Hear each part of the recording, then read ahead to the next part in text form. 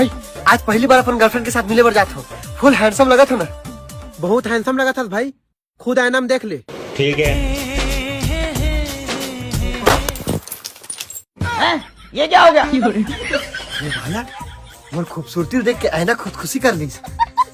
चलो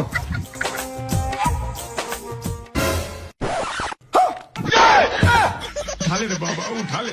अबे साले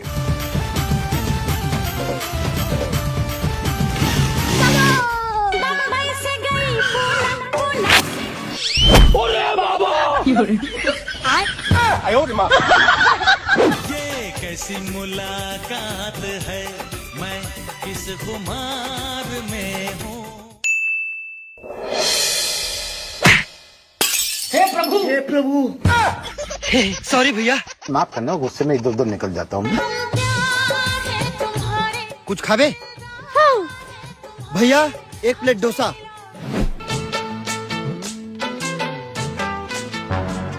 यार ये चम्मच कहाँ है?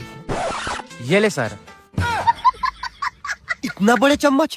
हाँ सर, छोटे वाले सभी चम्मच धुलने गए हैं, आप इससे काम चला लीजिए। वाह क्या सीन है। मेरा दिल लुटी जावे, नी तेरे गड़बड़ी ही गानी, चेहरा मासूम यानी तेरे दिल चुश लगता आपके प्यार में गिर गई भाई। सर पानी। हरिनाम कृष्ण जगन्नाथ प्रेमानंद, ये क्या हुआ?